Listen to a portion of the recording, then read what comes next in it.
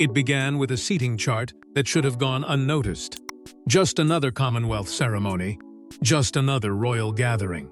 But when Sophie quietly reviewed the final arrangements and saw one particular name beside hers, something changed.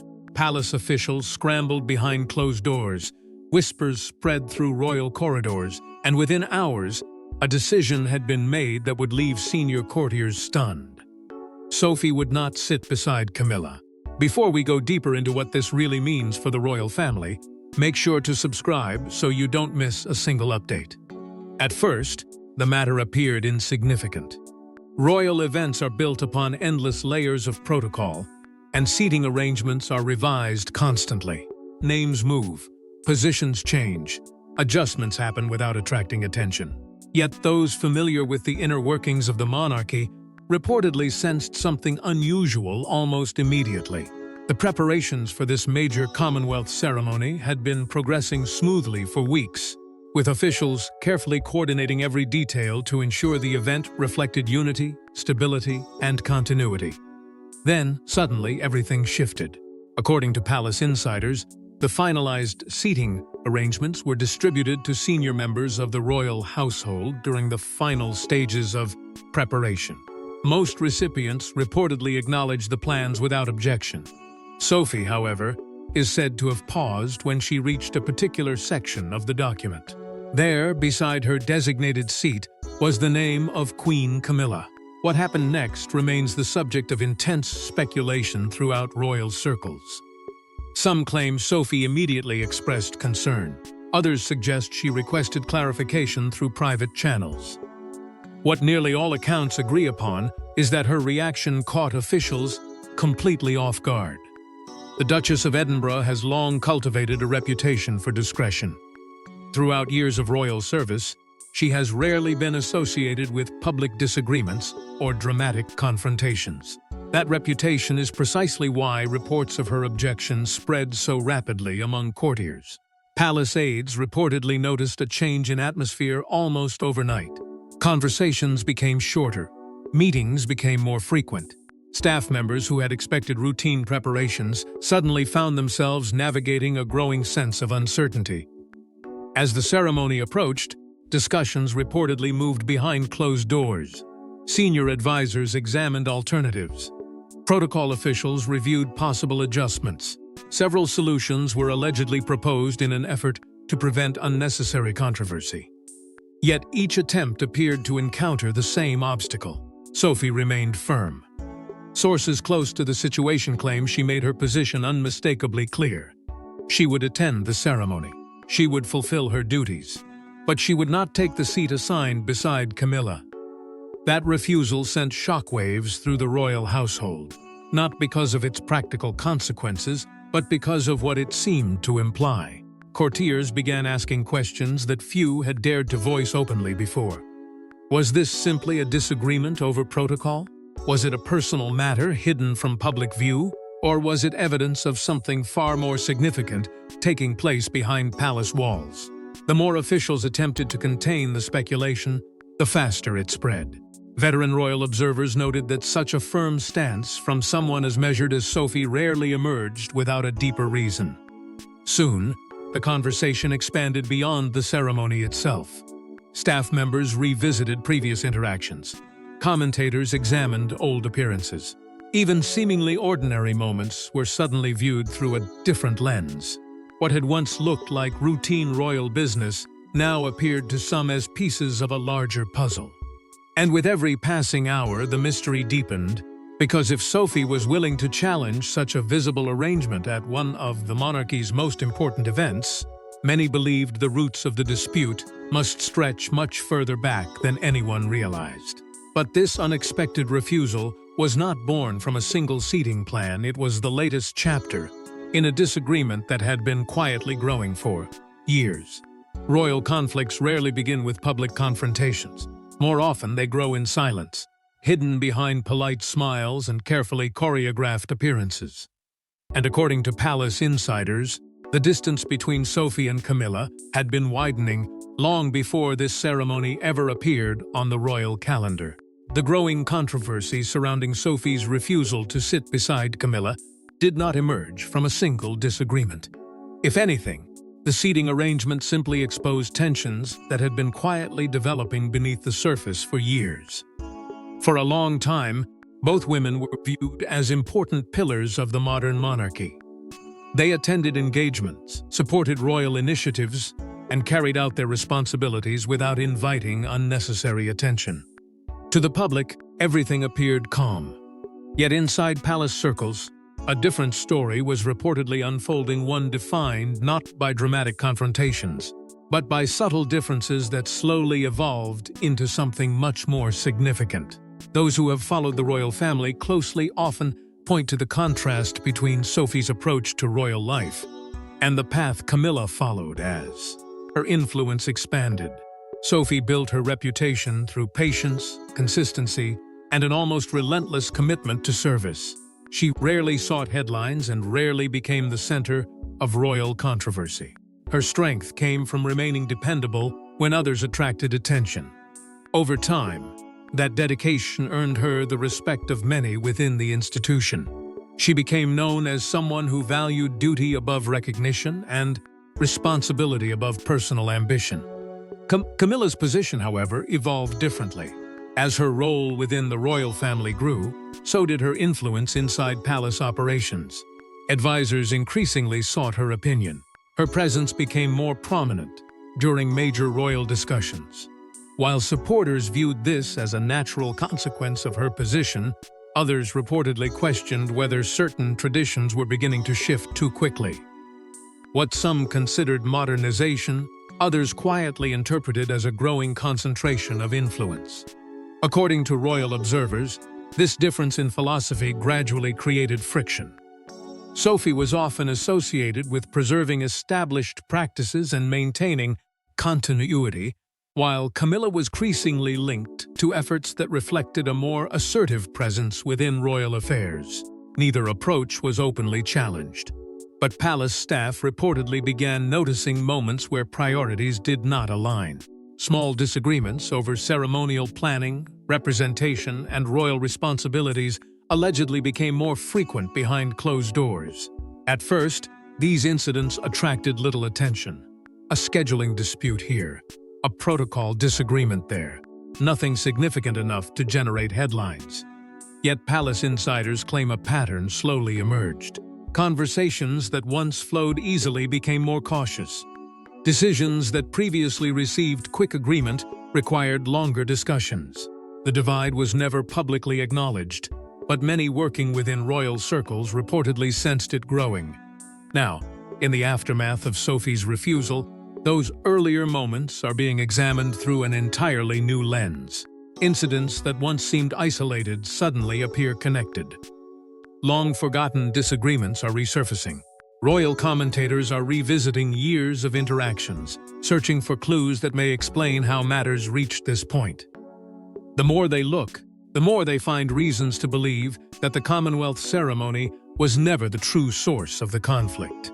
Instead, it may have been the moment when years of unresolved tensions finally became impossible to ignore.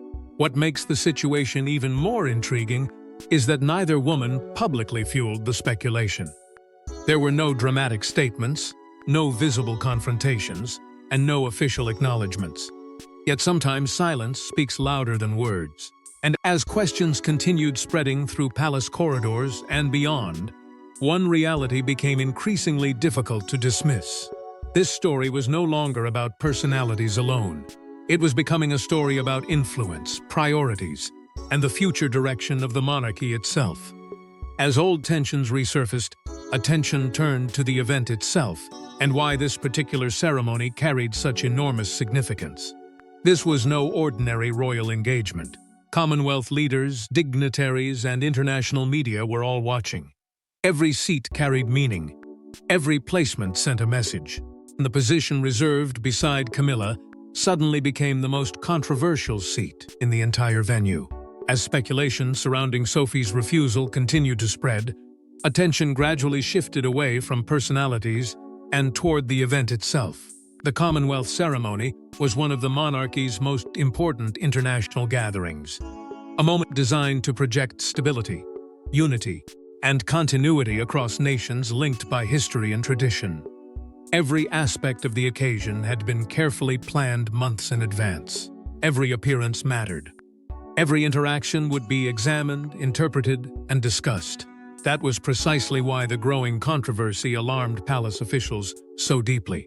Unlike smaller royal engagements, this ceremony carried enormous symbolic weight.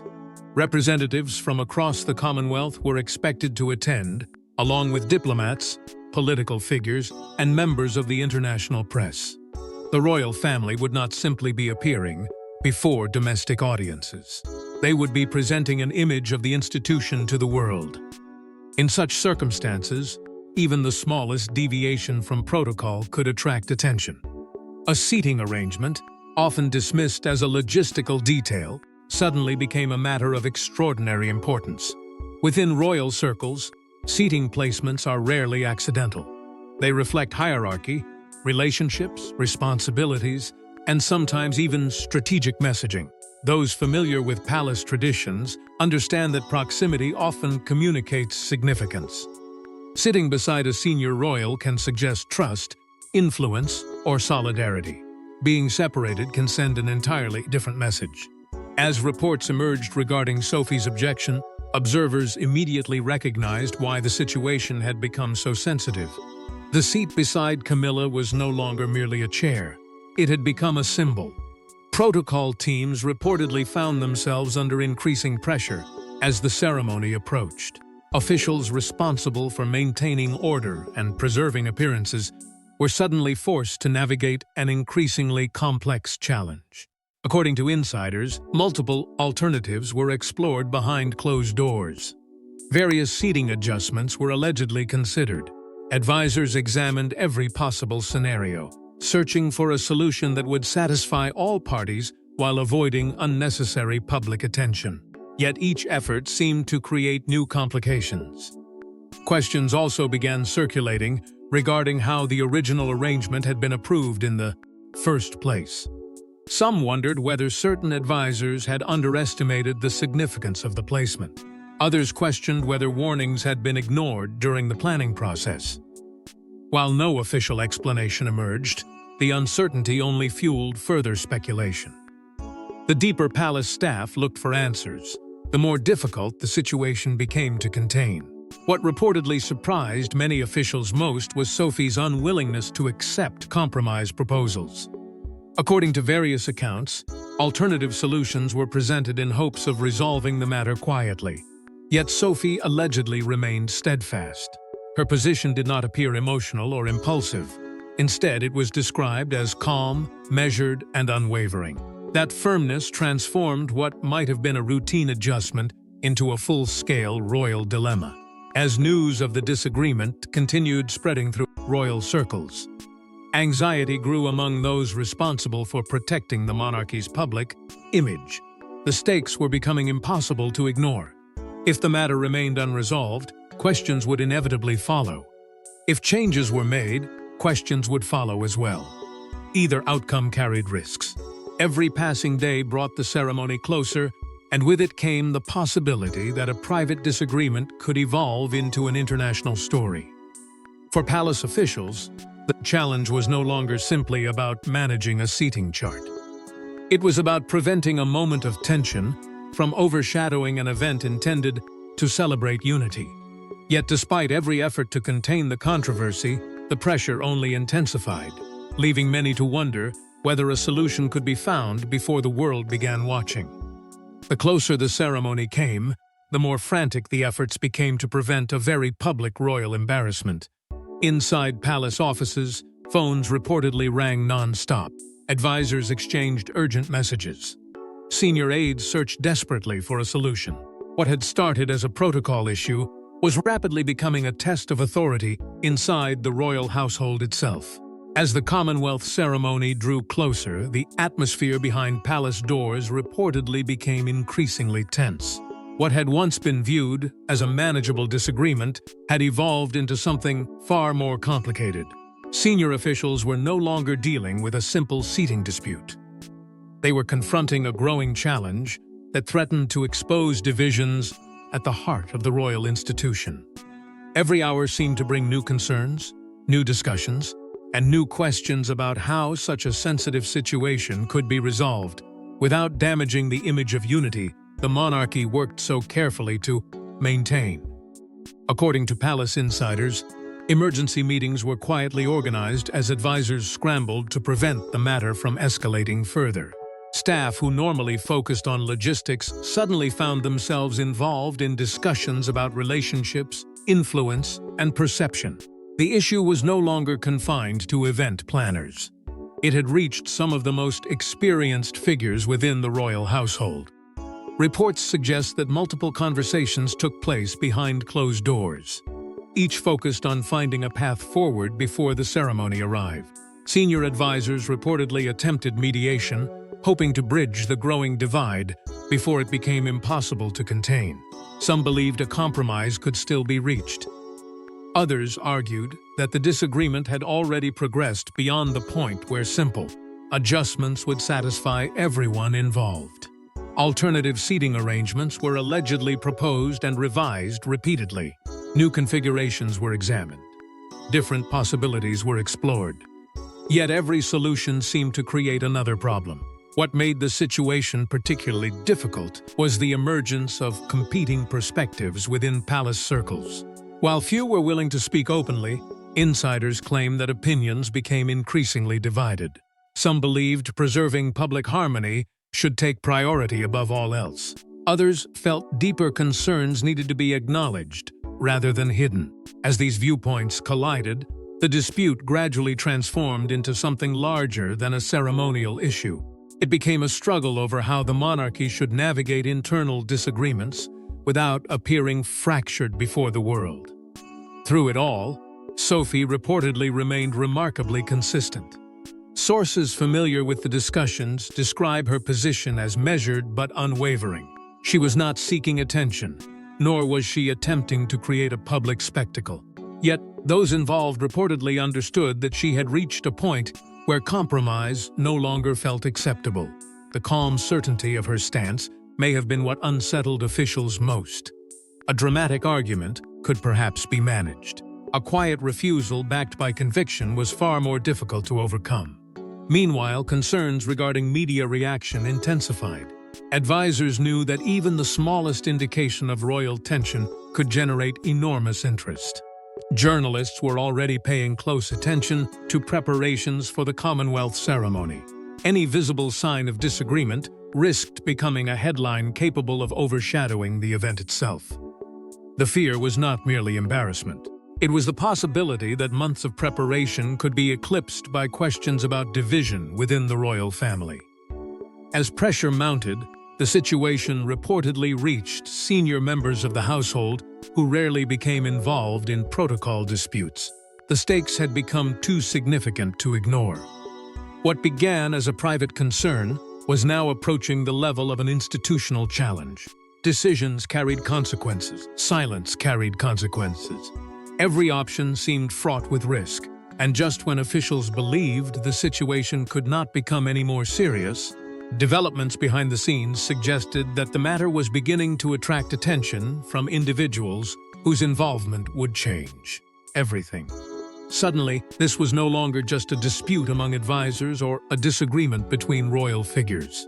It was becoming a question of authority itself. Yet the greatest shock was still to come, because word of the standoff eventually reached the highest levels of the monarchy. Once the dispute reached senior royal decision-makers, the atmosphere reportedly changed overnight. What had been viewed as a private disagreement suddenly became a matter of institutional stability, forcing difficult conversations that many had hoped to avoid. The moment word of the standoff traveled beyond advisors and protocol teams, the entire situation reportedly entered a new and far more sensitive phase. Until then, officials had been working under the assumption that the matter could be resolved quietly behind closed doors. That confidence began to disappear almost immediately. According to palace sources, senior royals were informed of the growing dispute and the increasingly urgent efforts to prevent it from overshadowing one of the monarchy's most significant international events. What they heard was troubling. A disagreement that had once seemed manageable was now threatening to evolve into something much larger. Reports suggest that concerns about public perception quickly became one of the central topics of discussion. Royal households understand better than anyone that appearances matter. Stability matters, unity matters.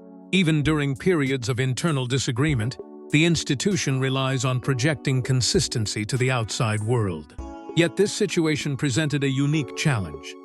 The more officials attempted to contain speculation, the more interest the story appeared to generate. Questions were spreading through royal circles, among commentators, and even among individuals connected to the planning of the ceremony itself. As those concerns intensified, conversations reportedly shifted toward a broader issue. What message would this situation send if it became public? Some advisors allegedly argued that preserving harmony should remain the priority, regardless of personal disagreements. Others believed the issue reflected deeper concerns that could not simply be ignored for the sake of appearances. This divide created an increasingly complicated environment inside palace discussions. The focus was no longer limited to seating arrangements. It had become a debate about principles, priorities, and the delicate balance between personal conviction and institutional responsibility. At the center of every discussion was Sophie's decision. Yet even among those closest to the situation, there was reportedly no consensus regarding its meaning. Some interpreted her refusal as a personal response to years of unresolved tensions. Others viewed it as a statement about broader concerns within the royal household. Still, others insisted it was being exaggerated entirely and should never have reached such a critical stage. These competing interpretations only deepened the uncertainty. The more people analyzed Sophie's position, the more complex it appeared. Courtiers themselves reportedly became divided over the implications. Those who had witnessed years of subtle friction between Sophie and Camilla believed the current dispute was merely the latest expression of a long-standing divide. Others worried that assigning deeper meaning to the situation risked creating a larger problem than the original disagreement. As opinions hardened, speculation intensified. Every conversation seemed to produce new theories, new concerns, and new questions about what might happen next. The uncertainty soon extended beyond the Commonwealth ceremony. According to insiders, discussions began emerging about future engagements and future appearances. If this issue could disrupt preparations for such an important event, what might happen during upcoming royal occasions? Could similar tensions resurface? Would relationships within the family become more strained? No one appeared to have clear answers, and that uncertainty became a source of anxiety in itself. As a result, preparations for the ceremony reportedly entered a period of growing instability. Plans that once seemed settled were re-examined. Advisors revisited decisions. Officials weighed risks they had never expected to face. The event remained on schedule, but confidence behind the scenes was beginning to erode. Every effort to restore calm seemed to uncover another layer of complexity.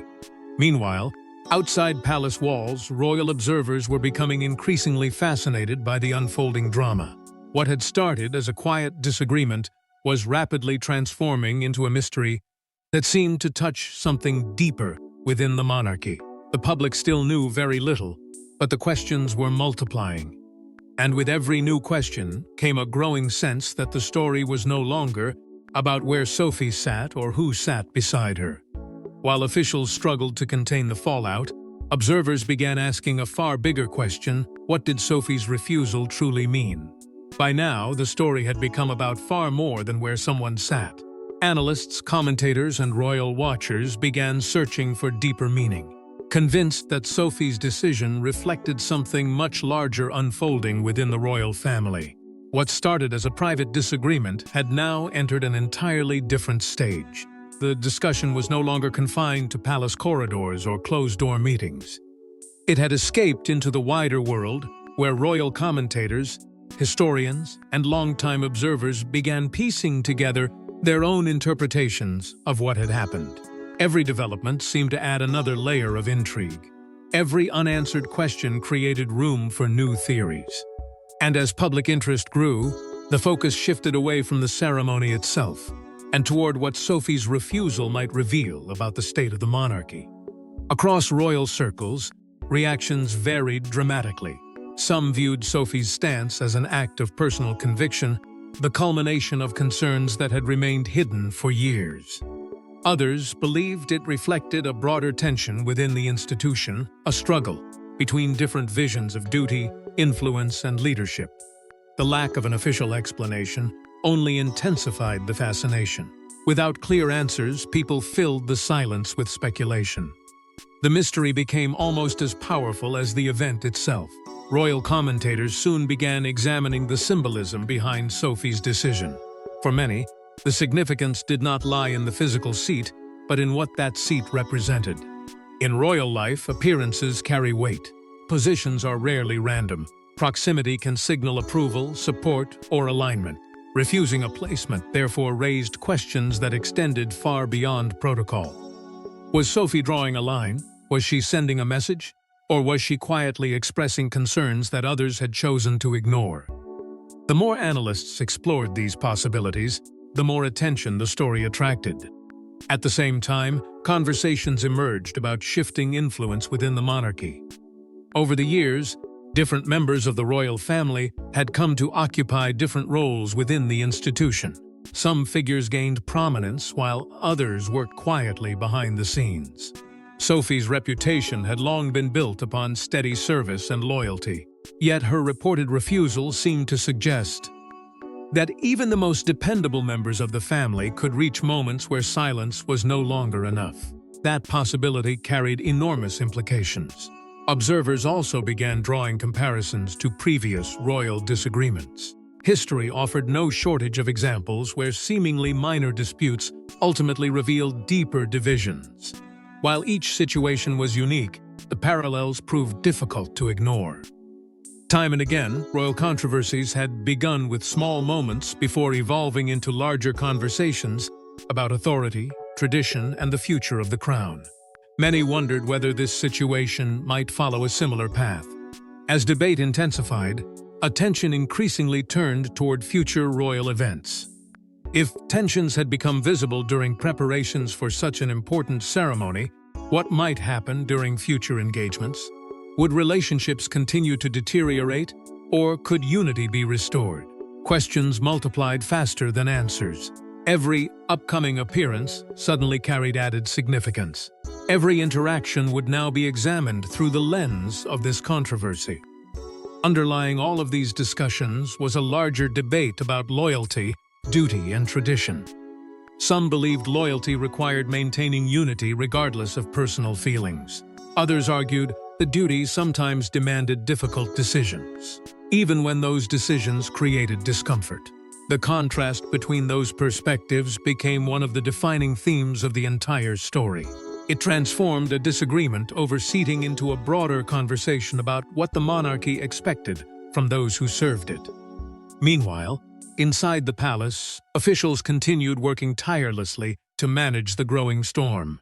Yet with public interest reaching new heights and speculations spreading faster than ever, it was becoming clear that events were moving beyond anyone's control.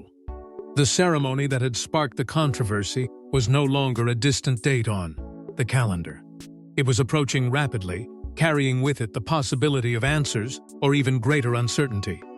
And as speculation intensified, the ceremony finally arrived, bringing with it a moment nobody inside the palace could fully control.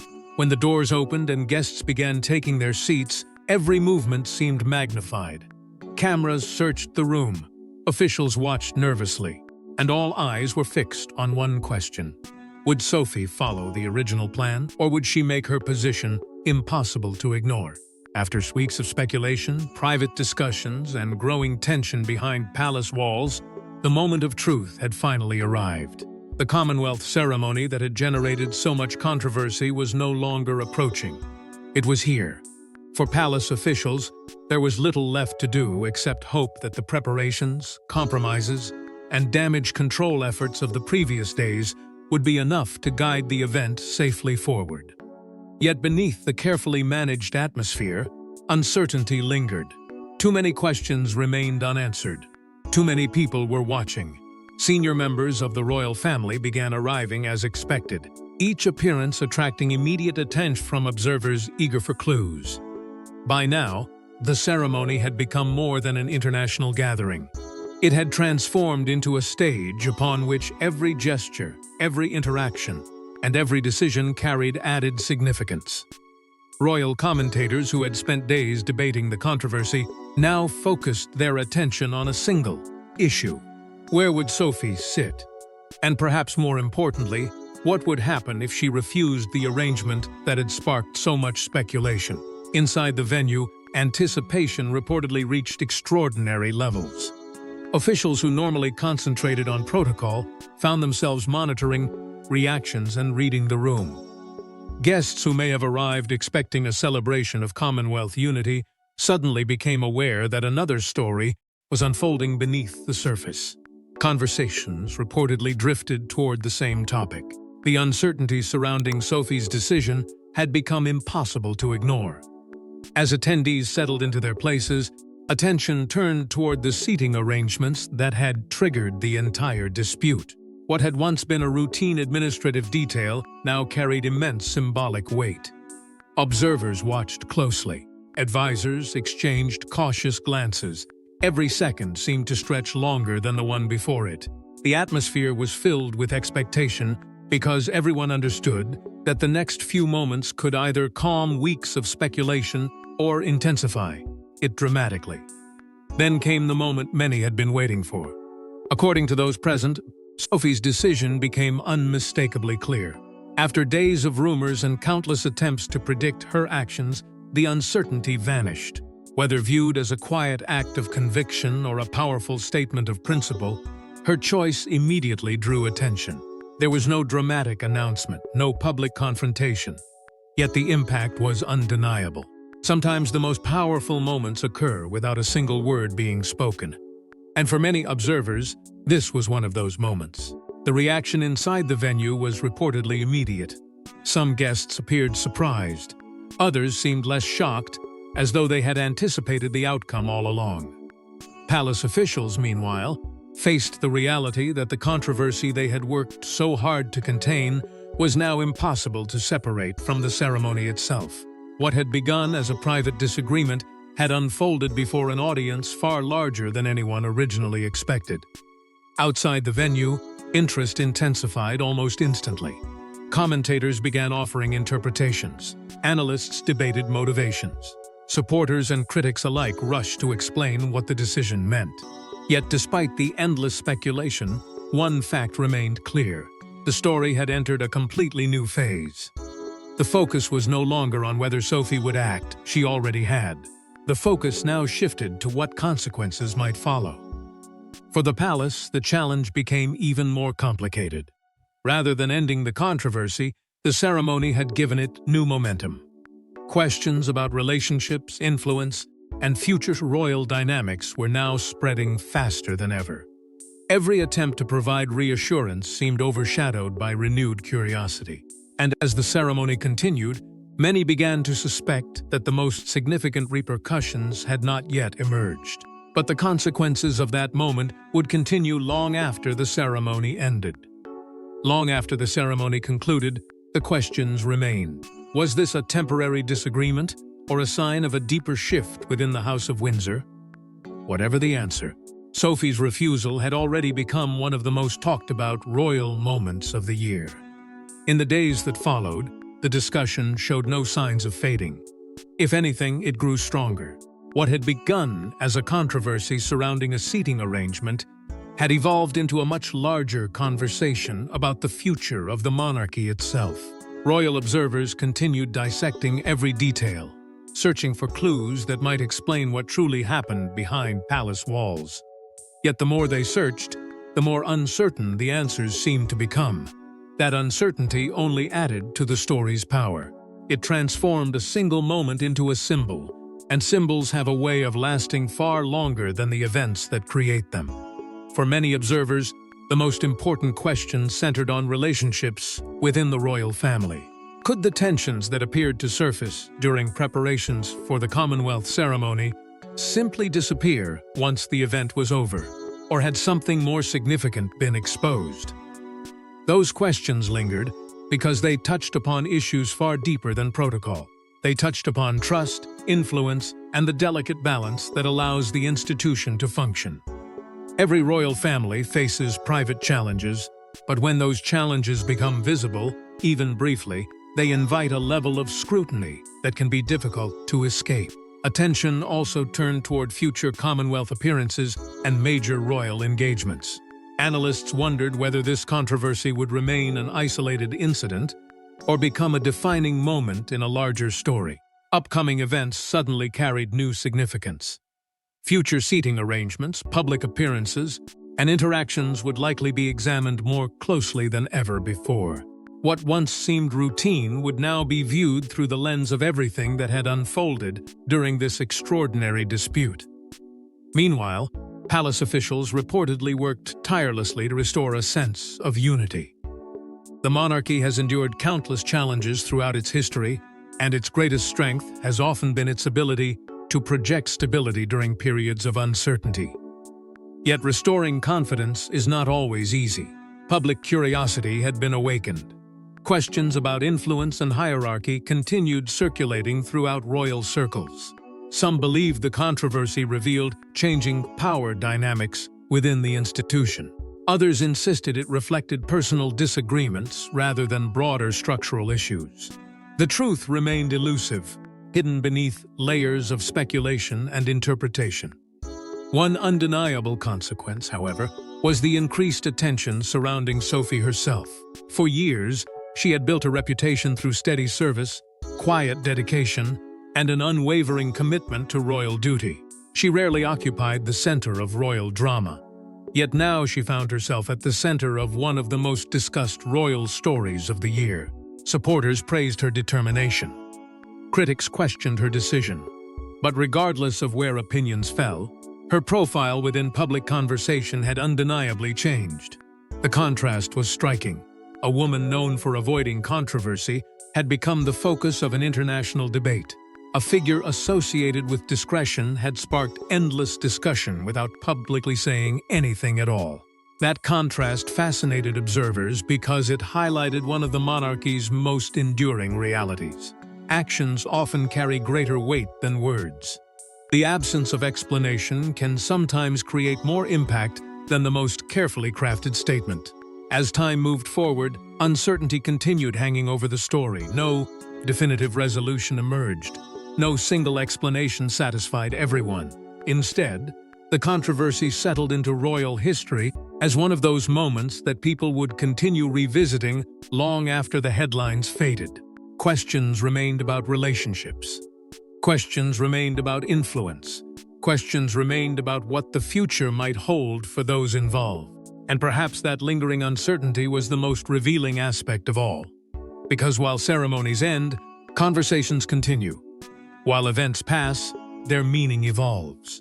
And within the House of Windsor, where tradition, loyalty, and power intersect in complex ways, even the smallest actions can echo far beyond the moment in which they occur. Because in the royal family, the most powerful statements are often the ones made without a single word being spoken. Thanks for watching. Please don't forget to like and subscribe, and we will see you in next one.